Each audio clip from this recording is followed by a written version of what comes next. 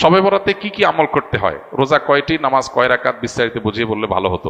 এটা এখনো পর্যন্ত এই মাসালা জানে না এমন মানুষ আছে কিনা দেশে, খুব বেশি আমার জানা নাই। দীর্ঘদিন থেকে ওলামা একরাম অ্যাওয়ারনেস করছেন, সতর্ক করছেন। দেখুন, লাইলাতুন নিসফে মিন শাবান, মধ্য শাবানের রাত, এর ফজিলত সাব্যস্ত আছে। আল্লাহ তাআলা এ রাতে মুশরিক হিংসুক ছাড়া বাকি মানুষদেরকে মাফ করে দেন।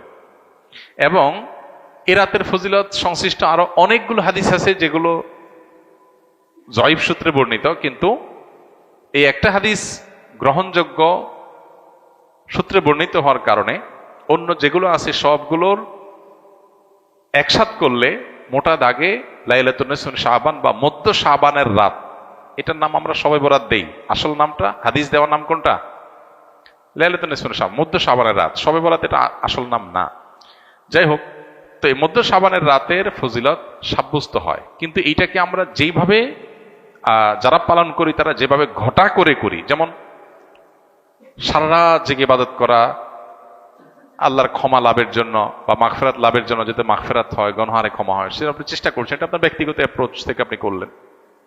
এই রাতের রোজা, এই দিনের রোজা আপনি আইয়াম বীজের রোজার অংশ হিসেবে রাখলেন, শাবান মাসে বিশেষ রোজা রাখলেন, রাসূলুল্লাহ সাল্লাল্লাহু আলাইহি ওয়াসাল্লাম সেই হিসেবে রাখলেন, খুবই প্রশংসনীয়।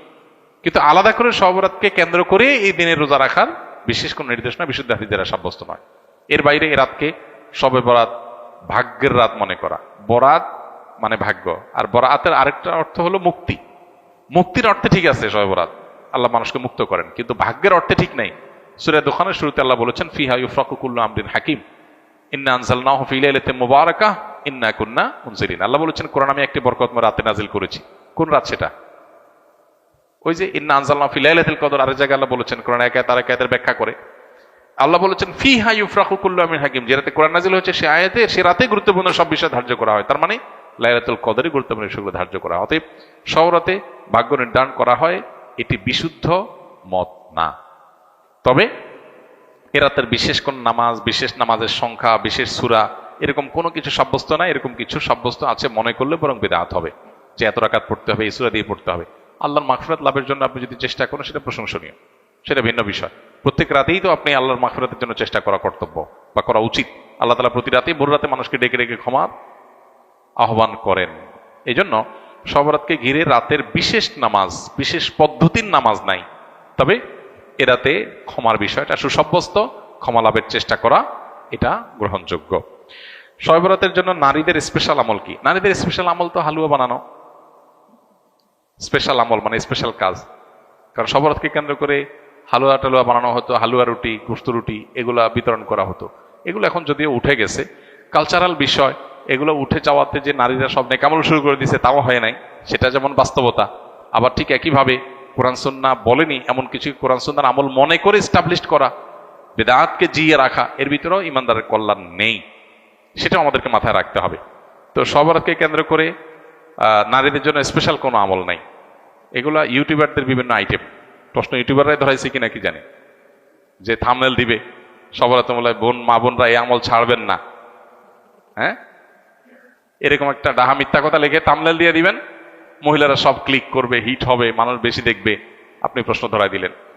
তো এর মাধ্যমে আপনি একটা ভুল ধারণাকে সমাজে, সবাই তার ক্লিক করবে না, অনেকে মনে করবে আচ্ছা তাহলে স্পেশাল আমল মনে হয় আছে। আবার অনেকে বলবে যে না, এই মৌলবী এটা ভুল কথা বলে গেছে, স্পেশাল আমল তো নাই, সে তো ভিতরে দেখবে না কি আছে। তো এই জন্য ইউটিউবার ভাইরা আল্লাহকে ভয় করা উচিত। সামান্য ভিউয়ের জন্য মিথ্যা কথা, দুই নাম্বারি করা, হ্যাঁ, এবং চালাকি করা, এগুলো অনুচিত কাজ।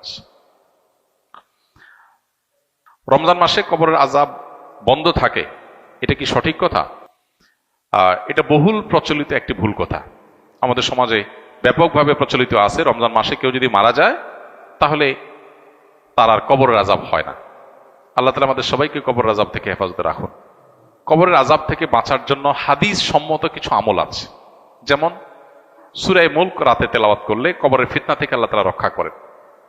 পুরো রাতের ভিতরে কেউ সূরা মুলক পড়ে, নিয়মিত অভ্যাস আছে, মাঝে মধ্যে ছুটতেই পারে, এই আমলটা যদি কেউ করে নিয়মিত, ইনশাআল্লাহ আল্লাহ তাআলা তাকে কবরের ফিতনা থেকে রক্ষা করবেন, হাদিসে সাব্যস্ত আছে। নাম্বার 2, নবী করিম সাল্লাল্লাহু আলাইহি ওয়াসাল্লাম শেষ বৈঠকে আত্তাহিয়াতু এবং দুরুদের পর দোয়া মাসুরা যখন পড়ি আমরা, তখন তিনি 4টা বিষয় থেকে পানা চাইতেন। এটা দোয়া মাসুরের জায়গাতে আল্লাহুম্মা ইন্নী যালামতু নাফসি পড়েন, পাশাপাশি এটা অথবা কখনো এটার বদলে এটা আপনি পড়তে পারেন। দোয়াটা হলো আল্লাহুম্মা ইন্নী আউযু বিকা মিন আযাবি জাহান্নাম ওয়া মিন আযাবিল কবর ওয়া আউযু বিকা মিন ফিতনাতিল মাহইয়া ওয়াল মামাত ওয়া আউযু বিকা মিন শাররি ফিতনাতিল মাসিহিদ দাজ্জাল। এই যে এখানে জাহান্নাম থেকে এবং কবরের আযাব থেকে পানা চাওয়া হয়েছে। অতএব শেষ বৈঠকে আল্লাহর কাছে দোয়া করেন। আর বিশেষ করে কবরের আযাব যেসব বিষয়ে হয়, যেমন চগলখুরি করে বেড়ানো, পেশাব থেকে ভালো করে পবিত্র না হওয়া, এগুলো কবরের আযাবের সুনির্দিষ্ট কারণ হাদিসে এগুলোকে চিহ্নিত করা হয়েছে। অতএব এগুলোর পরে সতর্ক থাকা, এগুলো থেকে বেঁচে থাকার চেষ্টা করা, ইনশাআল্লাহ এই প্রক্রিয়ার মধ্য দিয়ে আমরা কবর আযাব থেকে আল্লাহর কাছে পানা চাইতে পারি। বাকি রমজান মাসে মারা গেলেই কবর আযাব অটোমেটিক বন্ধ এমন না। কেউ যদি খারাপ মানুষ, ফাসিক মানুষ, ওই অবস্থায় তার মৃত্যু হয় রমজানে, তাহলে তার আযাব হতে পারে। কেউ যদি নেককার হয়ে অন্য কোনো মাসেও মারা যায়, তবে কবর আযাব নাও হতে পারে। কবর আযাব হওয়া না হওয়ার সাথে রমজানের সম্পর্ক নাই, সম্পর্ক হলো কিসের? আমলের। কবর আযাব না হওয়ার বন্দোবস্ত দুনিয়া থেকে আপনি করে গেলেন কিনা, এটার সাথে সম্পর্ক।